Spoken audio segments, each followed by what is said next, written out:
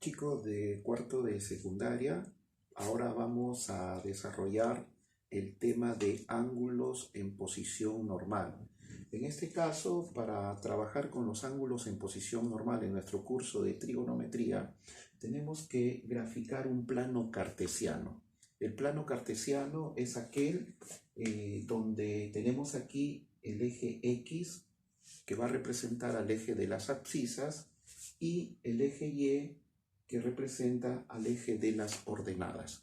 Entonces, en este plano cartesiano vamos a ubicar puntos. Un punto que va a tener dos componentes. Por ejemplo, yo puedo ubicar acá el punto P, que va a tener coordenadas A, B. Acá tenemos el punto P. El punto P puede estar ubicado en cualquier sitio de este plano cartesiano. La primera componente se llama la abscisa. Y la segunda componente, que en este caso es B, lo conocemos como la ordenada. Entonces recuerden, abscisa A, ordenada es el valor de B. ¿Dónde estará ubicado el ángulo en posición normal? En este caso, para ubicar el ángulo en posición normal, desde el centro, donde se cruza el eje de las ordenadas con el eje de las abscisas, desde este centro vamos a trazar un segmento hasta el punto P. Ahí tenemos un segmento, entonces este segmento viene a ser el segmento OP. Vamos a ir colocando acá los nombres, que A representa la abscisa, B representa la ordenada y el segmento OP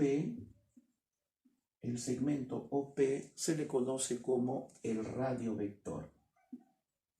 Aquí tenemos el radio vector.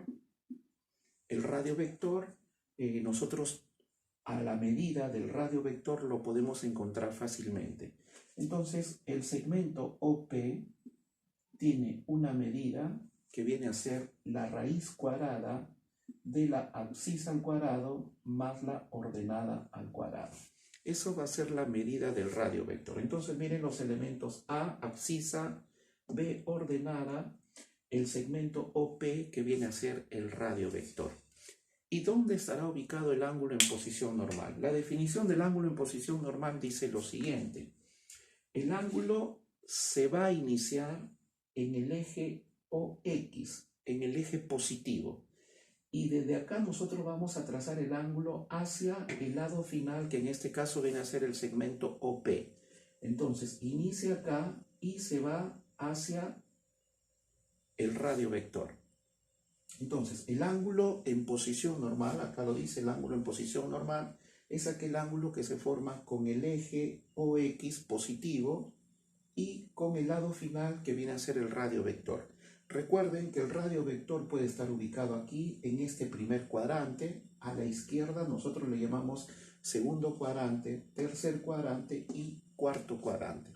Entonces puede ir en sentido antihorario, como también puede ir en sentido horario. A este ángulo nosotros le llamamos el ángulo alfa. Puede ser el ángulo alfa, el ángulo beta, cualquier letra que ustedes quieran ubicarlo.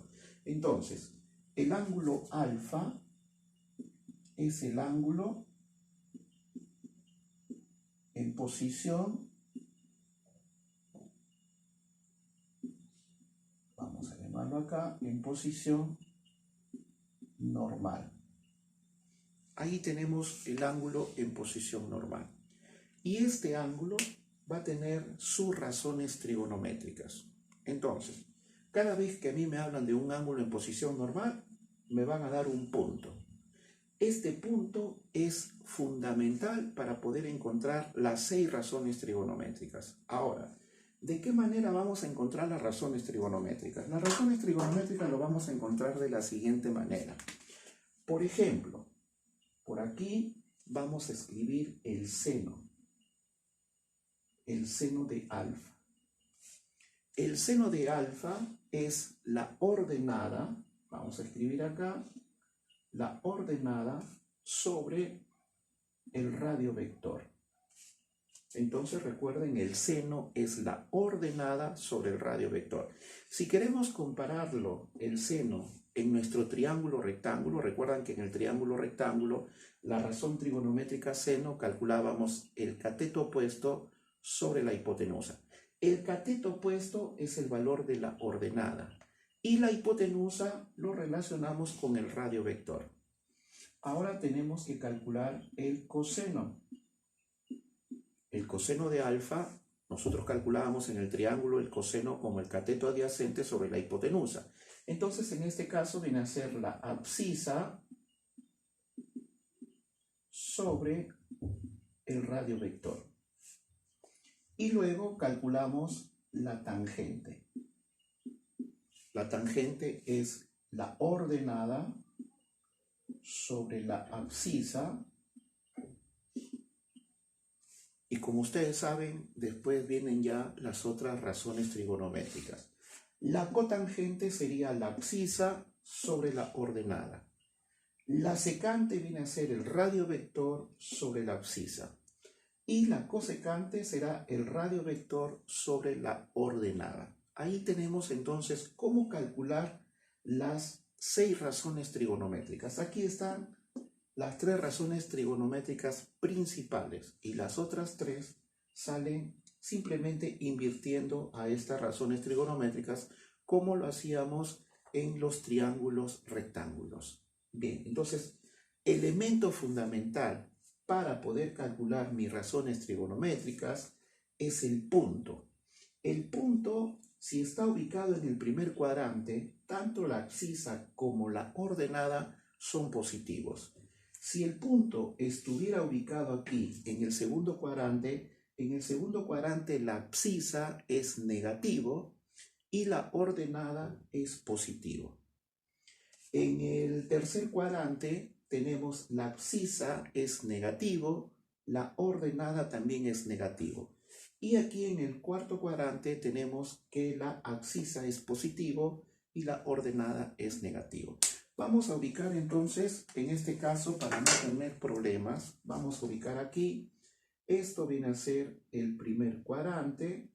Acá le llamamos el segundo cuadrante, tercer cuadrante. Y por último, aquí tenemos el cuarto cuadrante. Primero, segundo, tercer y cuarto cuadrante. Ahora, les estaba comentando sobre los signos que tienen tanto la abscisa como la ordenada. Entonces vamos a ubicar aquí, acá, abscisa, vamos a colocarlo por acá. Abscisa es positivo, ordenada también es positivo en el primer cuadrante. En el segundo cuadrante, abscisa es negativo, ordenada es positivo. Tercer cuadrante, abscisa es negativo, ordenada también es negativo. Y en el cuarto cuadrante tenemos que la abscisa es positivo y la ordenada viene a ser negativo. El radio vector siempre va a tomar valor positivo. Entonces, estas razones trigonométricas en algún momento, algunos van a tener signo negativo y otros van a tener signos positivos, dependiendo en qué cuadrante van a estar ubicados. ¿Correcto? Entonces, el seno, por ejemplo, ordenada sobre el radio vector, si estuviera el seno, el ángulo alfa, si estuviera en el tercer cuadrante la ordenada es negativo y el radio vector es positivo. Entonces, este resultado me va a salir negativo en el tercer cuadrante. Pero eso ya lo vamos a ver un poquito más adelante cuando hagamos la reducción al primer cuadrante. Por lo tanto, simplemente estamos entrando a este mundo del ángulo en posición normal.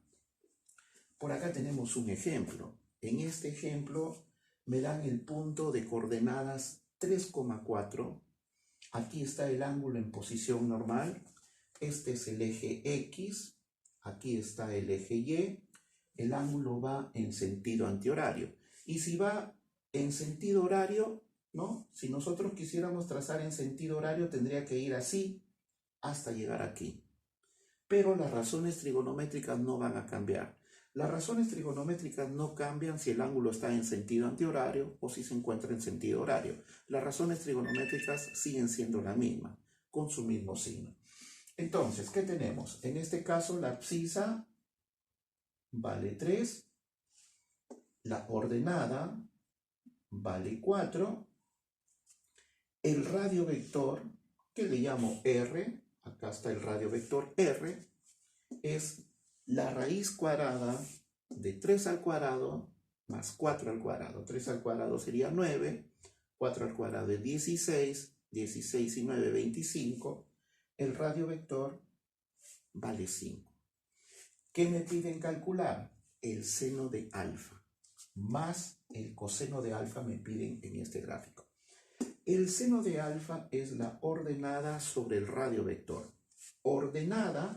La ordenada en este caso vale 4 sobre el radio vector, que viene a ser 5. Más el coseno. El coseno es la abscisa, que en este caso vale 3, sobre el radio vector, que vale 5. Entonces, aquí llegamos ya a nuestra respuesta. Tenemos 4 más 3, me queda 7. 7 quintos sería la solución a este problema.